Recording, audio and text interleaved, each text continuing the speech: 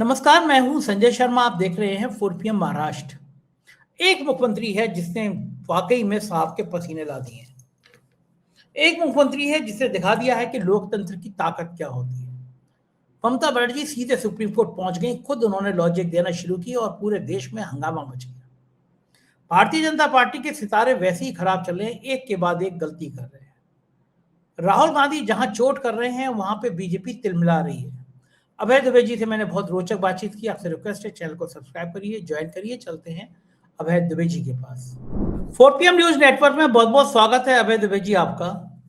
मुझे आज तक ममता बनर्जी की वो तस्वीर याद है, एक बिल्कुल साधारण सी चप्पल पहनी हुई सूती, अ, अभी भी साड़ी वो वैसी सस्ती वाली पहनती हैं, और माथे से खून टपक रहा था, पुलिस का लाठीचार्ज हुआ था, और उस खून को पोंछते हुए ममता बनर्जी भाषण दे रही थी। कम्युनिस्टों की सरकार, मतलब मुझे वो याद है अभी तक कि वहां के मुख्यमंत्री, उनके फोटो लोग मंदिरों में लगाया करते थे, इतना जलवा था। कोई सोच नहीं सकता था कि बंगाल में एक की जमी जमाई सत्ता कोई उखाड़ सकता है। लेकिन ममता बनर्जी के तेवर, जुझारूपन, सत्ता से लड़ने की ताकत, इससे ममता बनर्जी को एक इतिहास के पन्नों में दर्ज कर दिया। मैं ममता बनर्जी की ज्यादा तारीफ इसलिए कर रहा हूँ कि वो 5 जनवरी को पैदा हुई हैं। वो गुरु गोविंद सिंह, ममता बनर्जी, कल्याण सिंह, ये सब लड़ाका किस्म के आदमी हैं जो योद्धा हैं। और मूलांक देखिए, सबका 5 जनवरी है, जैसे मेरा 5 जनवरी है। मैं इसलिए ज्यादा खुश हो रहा हूँ। लेकिन आज मैं बात कर रहा हूँ ममता बनर्जी की। सुप्रीम कोर्ट में ममता बनर्जी ने जो FIR के खिलाफ दलील रखी, मैं चेहरे देख रहा था जो वीडियो वायरल हुआ बाद में, सब भौचक्के थे। कोई मुख्यमंत्री इतने बढ़िया तरीके से खुद सुप्रीम कोर्ट में दलीलें रख सकता है? ममता बनर्जी ने आज वो कर दिखाया जिसकी किसी को उम्मीद नहीं थी। आखिर एक मुख्यमंत्री को खुद सुप्रीम कोर्ट में क्यों जाना पड़ा, क्यों ऐसी बहस करनी पड़ी? क्या लगता है आपको कि ममता बनर्जी इस हद तक मजबूर हो गई कि उनको लगा कि बंगाल में जो अराजकता का नाच हो रहा है उससे निपटने की यही तरकीब है? उत्तर प्रदेश में एक खबर आई थी कि BLO लोगों की तकलीफ सुन रहे थे, हार्ट अटैक आया, मर गए। मेरे लोगों की मौत आई है। ममता बनर्जी तो कह रहे हैं कई दर्जन लोग मर चुके हैं FIR के चलते। आपका क्या मानना है कि ममता बनर्जी को यहां तक क्यों आना पड़ा? मजबूरी क्या थी? देखिए, थोड़ा सा इतिहास में जाएंगे, उससे बात समझ में आएगी कि ऐतिहासिक परिप्रेक्ष्य हमेशा वर्तमान के ऊपर रोशनी डालता है, उससे वर्तमान को डिकोड करने में आसानी होती है। आपको याद होगा कि जब आजादी के आंदोलन अपनी आखिरी दौर में था, तो द्वितीय विश्व युद्ध के बाद अंग्रेज जो है वो आजाद हिंद फौज के सेनानियों के खिलाफ लाल किले में मुकदमा चला रहे थे। तो उन सेनानियों के पक्ष में कौन उतरा था? उन सेनानियों के पक्ष में जो वकील उतरे थे उनमें सबसे आगे जवाहरलाल नेहरू, सफेद शेरवानी नहीं बल्कि अपना वकील का काला चोगा पहनकर चल रहे थे। जवाहरलाल नेहरू ने वो मुकदमा अन्य वकीलों के साथ में है, शहनवाज और ढिल्लन के पक्ष में, कर्नल ढिल्लन और शहनवाज के पक्ष में लड़ा था मुकदमा। इसी तरीके से जब सिटीजनशिप अमेंडमेंट एक्ट आया तो तरुण गोगोई जो आसाम के मुख्यमंत्री थे, उन्होंने काला चोगा पहना और वो भी सुप्रीम कोर्ट में अपीयर हुए। तो जब जो नेता होते हैं, भले ही वो कानून पढ़े हुए हों, LLB हों, बैरिस्टर हों, LLM हों, लेकिन वो प्रैक्टिसिंग लॉयर नहीं होते, वो कोई वकालत का उन्हें अनुभव नहीं होता, क्योंकि वकालत का अनुभव तो वकालत करने से होता है, केवल डिग्री से नहीं होता है वकालत का अनुभव। लेकिन जब उनको लगता है कि ये एक संकट की घड़ी है और इस संकट की घड़ी में उनके पास जितने भी हथियार हैं उन सारे हथियारों को उन्हें इस्तेमाल करना चाहिए। भाई, ये कोई महारथी है, युद्ध लड़ रहा है, युद्ध में एक संगीन क्षण आता है, तब वो ये नहीं सोचता कि हम फलानी शक्ति बचा कर रखें, ढिकानी शक्ति बचा कर रखें। वो सारे तीर, सारे दांव, सारी शक्तियां, चाहे इनसे बिजली कड़के या पानी बरसे, उनसे सब सारे इस्तेमाल करता है, क्योंकि उसको उस संगीन क्षण का मुकाबला करना है और अपनी जीत, उसके खिलाफ जीत हासिल करनी है। ममता बनर्जी ये देख रही हैं कि इस वक्त भारत में जो लोकतंत्र है उसके प्राण में माना जाता है कि चुनावी लोकतंत्र है, चुनाव प्रक्रिया उसके प्राण में है। वरना भारतीय लोकतंत्र में और क्या है? भारत में कितनी गरीबी है, कितनी बेरोजगारी है, कितनी महंगाई है, कितना धूल धक्कड़ है, कितनी अव्यवस्था है, कितना भ्रष्टाचार है, दिन रात पुल गिरते रहते हैं, पता नहीं क्या क्या भ्रष्टाचार के खिलाफ राष्ट्रीय आंदोलन भी चल चुका है, पता नहीं क्या क्या भारत के अंदर है।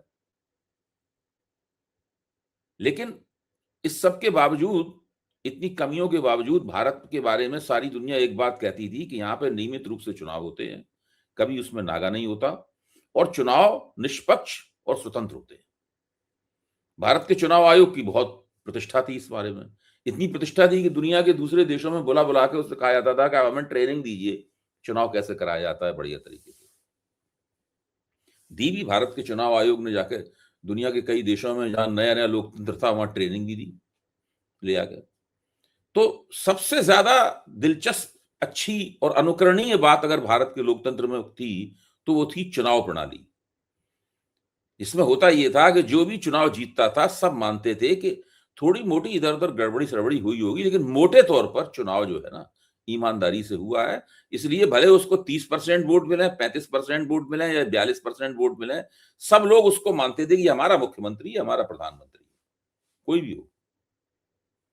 उसमें महान लोग भी प्रधानमंत्री बने, जवाहरलाल नेहरू भी प्रधानमंत्री बने और देवगौड़ा जैसे लोग भी प्रधानमंत्री बने जो एक क्षेत्रीय नेता थे।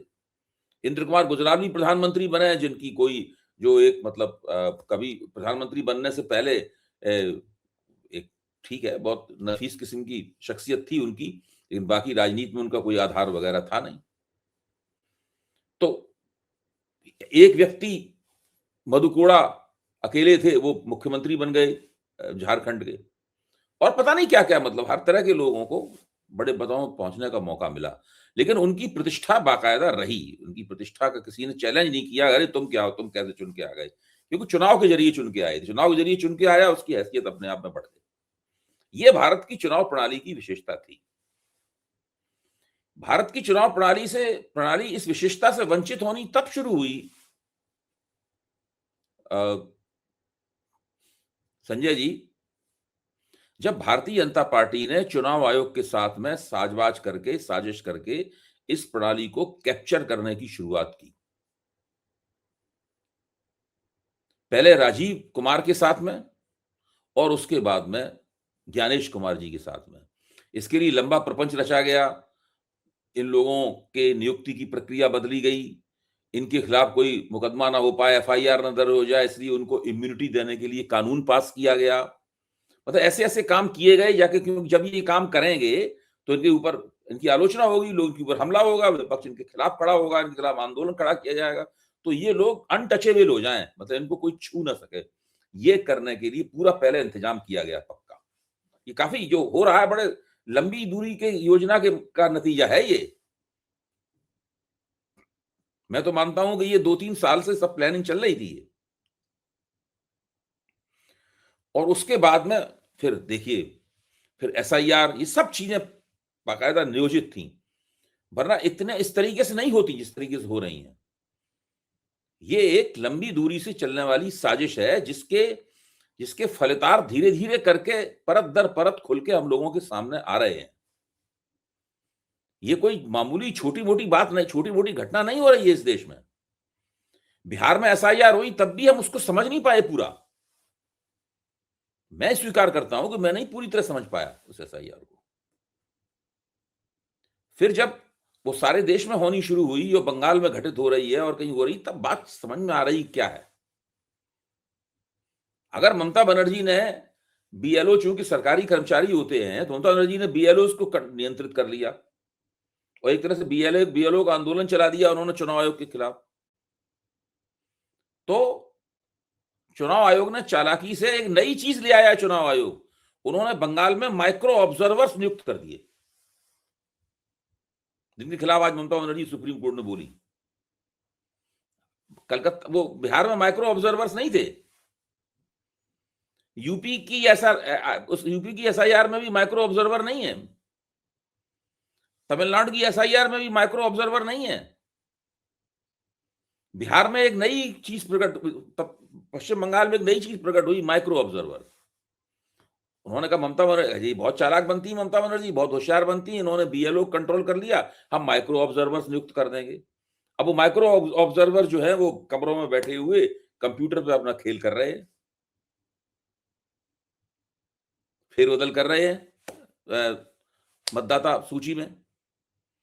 ममता बनर्जी ने सुप्रीम कोर्ट में यह भी कहा कि साहब किसी लड़की की शादी हो जाती है तो वो अपने पति का सरनेम, पति का उपनाम जो होता है, जात सूचक उपनाम, वो अपना लेती है, तो उसका नाम बदल जाता है। चुनाव आयोग कहता है ये मिसमैच हो गया, उस लड़की का नाम काट देता है वो शादीशुदा लड़की का।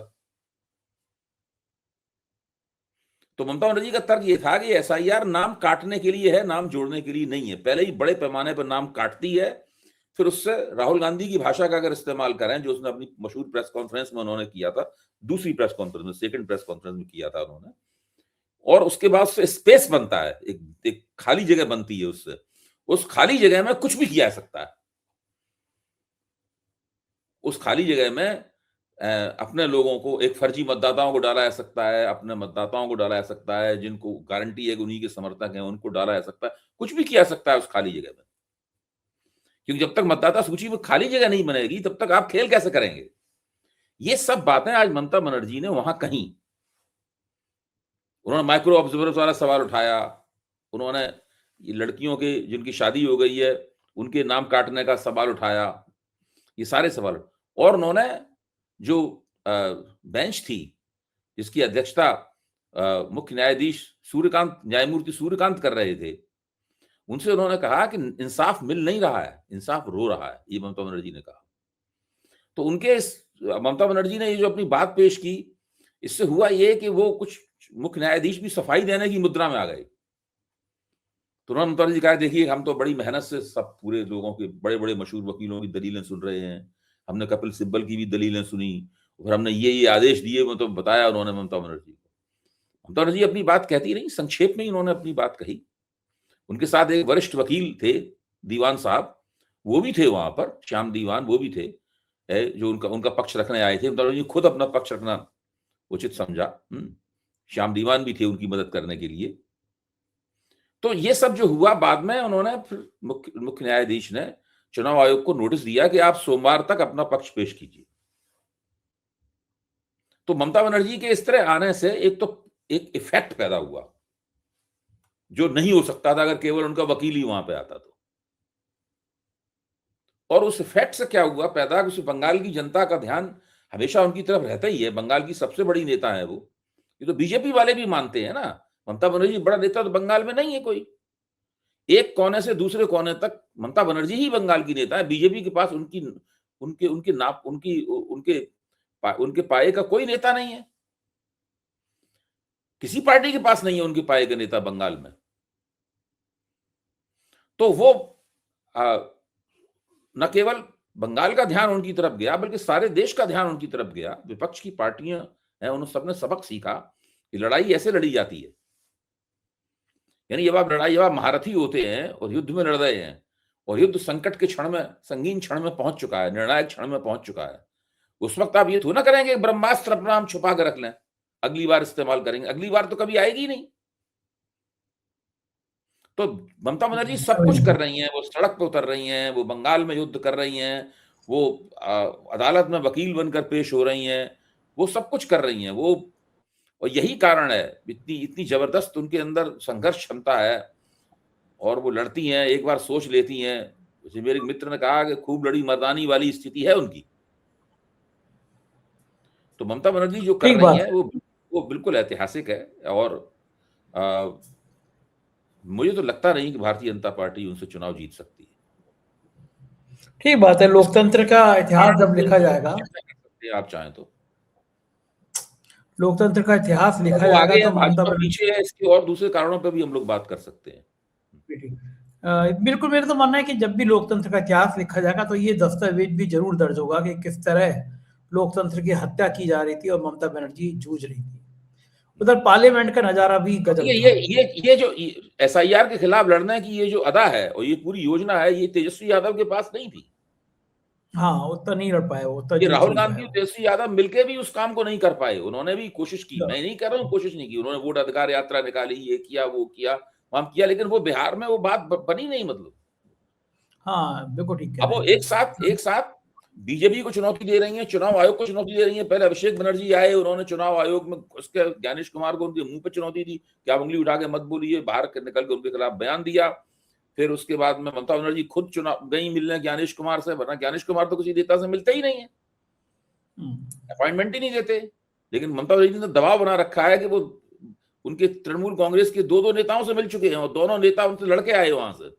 ममता बनर्जी बीच में उनके चली आई और बाहर निकल के उन्होंने उनकी खिंचाई की बहुत जम के। आप तो जानते ही कितने कड़े शब्दों को उन्होंने इस्तेमाल किया। घर में घुस के धमकाना, इसी को कहते हैं। हाँ, तो वो ममता बनर्जी ने केंद्र सरकार के ऊपर, भाजपा के ऊपर, चुनाव आयोग के ऊपर और अब सुप्रीम कोर्ट के ऊपर सबको दबाव में ले लिया है उन्होंने। ठीक बात है। उधर एक और नजारा पार्लियामेंट में दिख रहा था सुबह। राहुल गांधी ने केवल एक शब्द क्या कह दिया, हेलो मेरे गद्दार दोस्त, और बवाल मच गया। गोदी मीडिया ने बिल्कुल, यानी कितनी बड़ी आपत्तिजनक बात कह दी, कितना ज्यादा बवाल काट दिया। मतलब ऐसे राहुल गांधी को तो आजकल गोदी मीडिया खलनायक बनाने चलती है। और सुबह ही सुबह राहुल गांधी ने कह दिया आज प्राइम मिनिस्टर आएंगे नहीं, उनको ट्रेड डील पे बोलना था, लेकिन राहुल गांधी ने सुबह ही ऐलान कर दिया कि आज मुझे नहीं लगता कि प्राइम मिनिस्टर आएंगे। और राहुल गांधी अपने हाथ में सेनाध्यक्ष की किताब लेके गए थे, किताब के चक्कर में पूरी दुनिया में चर्चा हो गई। वाकई मोदी जी आए नहीं। तो ये तो मोदी जी का ना आना प्राइम मिनिस्टर के लिए तो बड़ा असहज वाली स्थिति है कि राहुल गांधी इसको भी थोड़ा सा मैं बृहत्तर परिप्रेक्ष्य में ले जाऊंगा इस घटना को। और आप भी अगर मेरी बात को सुनना लगे तो आप कहिए कि भाई इसमें ये बात ठीक नहीं। आप देखिए कि इस सरकार से पिछले कुछ दिनों में कई गलतियां हुई हैं, ऐसी गलतियां जो कि हम लोग उनसे, इस सरकार की जो एक बहुत ख्याति है कि बड़ी भारी, मतलब इसमें एक रणनीतिक दिमाग है इसके पास, कई गलतियां हुई। पहली गलती जो मोटी मोटी गलतियां हैं वो मैं बताता हूं मैं आपको। जैसे कि यूजीसी की वो इक्विटी नियमावली आई, तो सरकार ने ये अनुमान नहीं लगाया कि इससे उसी का कोर वोट जो है भड़क जाएगा और मोदी जी को, जिसकी वो भक्ति करता था रोज, मतलब भजन कीर्तन करता था मोदी जी का, ढोल मजीरे बजाता रहता था मोदी जी की तारीफ में, वो उन्हीं को गालियां देने लगेगा और उनके कस्में खाने लगेगा, उसको वोट नहीं देंगे, उनके चित्र का अपमान होगा, अमित शाह के धुर्रे उड़ा दिए, उन्हीं ब्राह्मण ठाकुरों, भूमिहारों, कायस्तों, इन सब में मिलकर। तो ये एक बहुत बड़ा मिसकैलकुलेशन, मतलब जो है ये बहुत मुगालते में रहकर उन्होंने काम किया। और अब स्थिति ये है कि अभी स्थिति खत्म नहीं हुई है। अभी ये मार्च में जब सुप्रीम कोर्ट फिर सुनेगा तो फिर उसमें कुछ भड़केगा मामला। भाई सुप्रीम कोर्ट कुछ तो करेगा ना, करना पड़ेगा सुप्रीम कोर्ट को। या तो वो नियमावली में संशोधन करेगा या कहेगा नहीं ठीक है नियमावली, तो उसमें कभी ये इधर वाले भड़केंगे या उधर वाले भड़केंगे। वैसे भी इस वक्त दलित और ओबीसी हैं, वो अपने तो आंदोलनकारी, शांतिपूर्वक आंदोलनकारी कार्रवाइयां चलाई नहीं, कोई बैठा थोड़ी ना, कोई, सब लोग किसी न किसी रूप में सक्रिय हैं। जो बैठ गए हैं वो भी सक्रिय होने के लिए कमर कस रहे हैं या सांस भर रहे हैं, एनर्जी इकट्ठी कर रहे हैं। ये स्थिति है। फिर उसके ऊपर आंदोलन भड़केगा मार्च में। तो भारत सरकार ने अपने लिए ये एक बहुत बड़ा पंगा बोल ले लिया है। जिन लोगों को अपने साथ जोड़ना चाहती थी वो भी आंदोलित हैं, जो उनके साथ जुड़े हुए थे वो भी आंदोलित हैं। ये स्थिति हो गई है। दूसरा, आप देखिए कि जब बजट पेश कर रही थी निर्मला सीतारमण, तो उन्होंने वो एसटीटी कम कर दिया, बढ़ा दिया एसटीटी, तो उससे पूरा स्टॉक एक्सचेंज 1500 अंक गिर गया, निफ्टी गिर गई बुरी तरीके से। ये भी सरकार नहीं चाहती थी कि ऐसा हो, लेकिन ये भी सरकार के कदम से हो गया।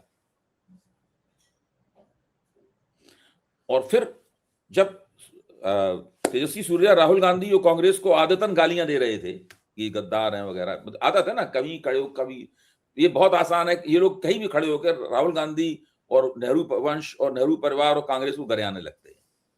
तो राहुल गांधी ने कहा हम बताते हैं तुम्हें देशभक्ति क्या है, और उन्होंने फिर वो पढ़ना शुरू किया। तो जब उन्होंने पढ़ना शुरू किया तब सबको लगा अरे ये तो कुछ गजब हुआ जा रहा है, बीजेपी वाले इसके लिए तैयार नहीं थे। फिर किसी तरीके से ये तर्क देकर कि किताब प्रकाशित नहीं हुई है, उन लोगों ने इस मामले को दबाया। मैं ये कहूंगा कि राहुल गांधी अगर पहले से थोड़ी तैयारी और करके आते, जिस तरह वो बाद में किताब लेके आए, तो किताब तो उस दिन भी ला सकते थे वो। अगर वो कहते थे किताब प्रकाशित नहीं हुई, रखी किताब सामने, हम तो इसमें से पढ़ेंगे। थल सेना अध्यक्ष की किताब है, रक्षा मंत्रालय ने इसकी किताब तो प्रकाशित हो चुकी थी, इसकी बिक्री रुकवा दी है किताब की उन्होंने। किताब तो बिक चुकी है उससे पहले, बिक्री को पहले काफी बताओ किताब राहुल गांधी के पास कहां से आई दूसरे आज के दिन? किताब तो थी, अमेजोन पे बिक रही थी, बिक चुकी थी काफी, बाद में रुक गई बिक्री, पेंगुइन ने वापस ले ली किताब। हार्ड बाउंड उसका अगर किताब चलती रहती तो बाद में उसका पेपर बैक भी आता। दुनिया में बहुत तेरे लोग किताब पढ़ चुके हैं। फिर उस किताब का वो जो चीजें अंग्रेजी में थी और ज्यादातर जनता तक पहुंची नहीं थी, वो सब हिंदी में आ गई, तो वो भी सब जनता तक पहुंच गई। सरकार ने यहां भी अपना काफी नुकसान कर लिया। बहुत लोगों को पता लग गया कि ये जो रक्षा मंत्री और प्रधानमंत्री हैं, जब संकट का समय आएगा तो उनके हाथ पैर फूल जाते हैं, फिर ये निर्णय लेने से बचने की कोशिश करने लगते हैं, हिम्मत नहीं दिखाते ये लोग। इनकी असलियत जो है ना, वो निकल कर सामने आ गई। तो ये जो इस सरकार ने अपने नुकसान किए हैं बड़े, अब ये गोदी मीडिया में जो राहुल गांधी के खिलाफ नैरेटिव चलाया जाता है, इससे इन नुकसानों की भरपाई नहीं होने वाली है। आम जनता जो गोदी मीडिया में दिखाया जाता है, जो बातें कही जाती, इनसे प्रभावित नहीं होती है। ये असल में भक्तों के मनोरंजन के लिए गोदी मीडिया रह गया है केवल। भक्त है ना, उनको बीच बीच में खुराक चाहिए, तो वो गोदी मतलब वो भजन की खुराक चाहिए, तो गोदी मीडिया इन अपने आकाओं के पक्ष में बोलता रहता है, इनके पक्ष में नैरेटिव चलाता रहता है, इससे भक्तों को खुराक मिलती रहती है। इसके अलावा गोदी मीडिया पर कोई विश्वास नहीं करता। अगर सारे लोग गोदी मीडिया पर विश्वास कर रहे हो तो हमारी आपकी बात सुनने कौन आता फिर? आप बताओ। ठीक बात है, बिल्कुल ठीक। हमारी आपकी बात सुनने क्यों आते हैं लोग? हम तो कोई बहुत रिपोर्टिंग में भी पैसा नहीं खर्च कर रहे, हमारे पास तो कोई लाजवाब शानदार स्टूडियो भी नहीं है जिसमें पीछे एक वो चल रही है और ये सब हो रहा है। कहाँ हम लोगों के पास, हम तो बिल्कुल शू स्ट्रिंग बजट में है, हम तो बिल्कुल दरिद्र वाली स्थिति में है। हमने तो एक छोटा सा प्लेटफॉर्म बना रखा है, उसमें बैठे हुए हम तो अपनी ख्याल गोई कर रहे हैं, हम और आप मिलके, और क्या कर रहे हैं? सही बात है। हमारे पास तो टेलीप्रॉम्प्टर भी नहीं है, कुछ नहीं है हमारे पास। तो 10 पैसे की लाइटें लगा रखी हैं हमने, हम अपने बोल रहे हैं। और क्यों हमारी बात सुनने के लिए आता आदमी? इसीलिए आता क्यों गोदी मीडिया पे से लोगों का भरोसा उठ गया है। तो ये सरकार लगातार धीरे धीरे जो है ना, वो हर कदम पे पराजित हो रही है। अब वो पराजय जो है वो कब उसकी हार में बदलेगी, इसकी कोई भविष्यवाणी नहीं की जा सकती। लेकिन मुझे लगता है कि जिस रास्ते सरकार जा रही है, वो सरकार को पतन के गर्त की तरफ ले जाता है। इस बात यकीन है। कोई मेरे पास ऐसा बैरोमीटर नहीं है उसको मैं लगा के एकदम बता दूं ये ऐसा हो गया है, लेकिन बाकी तो जो हो रहा है हमारे सामने। बदले में भारतीय जनता पार्टी के प्रिय सांसद भी बोफोर्स की किताब ले आए। अब आप सोचिए, लोगों ने बोफोर्स एक स्कैंडल था, भ्रष्टाचार का स्कैंडल था, उसमें किकबैक खाया हुआ था, उसमें राहुल गांधी के पिताजी की सरकार फंसी हुई थी। हम तो तब पत्रकारिता करते थे बोफोर्स के जमाने में, हमें सब अपनी आंख से देखा है। उसी की वजह से, उस स्कैंडल की वजह से बदनामी हुई थी, उसी की वजह से राजीव गांधी अपना विशालकाय बहुमत खो गए और विश्वनाथ प्रताप सिंह को प्रधानमंत्री बनने का मौका मिला। लेकिन इसका मतलब यह है कि वो मानते हैं निशिकांत दुबे या भाजपा वाले कि राहुल गांधी जो किताब दिखा रहे थे उसमें भी एक स्कैंडल था, इसीलिए वो स्कैंडल था। इस स्कैंडल से टक्कर थी। उस स्कैंडल में राजीव गांधी फंसे हुए थे और इस स्कैंडल में मोदी जी फंसे हुए हैं। बहुत दुखी कर दिया चीन का नाम। और खास बात यह है कि दोनों ही रक्षा संबंधी मसले थे। एक में स्वीडन की हॉविट्जर तोप खरीदने का मसला था, इसमें चीन के टैंक बढ़े चले जा रहे थे, उसको रोकने के लिए आदेश नहीं दिया इन लोगों ने, उसका मसला। ठीक बात है, दोनों एक जैसे थे। लेकिन ये पूरी रौनक जो है गोदी मीडिया की, राहुल गांधी ये साबित कर रही है कि राहुल गांधी से डरी हुई तो है सरकार। कुछ भी बोलते हैं और फिर विवाद शुरू हो जाता है, कहीं ना कहीं डर तो है। विचलित है, मामला सब हिला हुआ है इनका। हाँ, सरकार भी वाकई में यही होता है, बुरे दिन आते हैं तो यही होता है। सरकारें गलतियां करती हैं और उससे जो विपक्ष होता है उसको लाभ होता है। कांग्रेस सरकार ने भी अपनी दुर्गति ऐसे कराई थी, ये लोग भी अपनी दुर्गति करा रहे हैं इसी तरीके से। देखो ठीक है, बहुत बहुत शुक्रिया अभय जी, समय दिया आपने, थैंक यू। ये तो अभय जी, पूरी बातचीत आपने सुनी, कैसी लगी बातचीत बताइएगा जरूर। शुक्रिया, थैंक यू।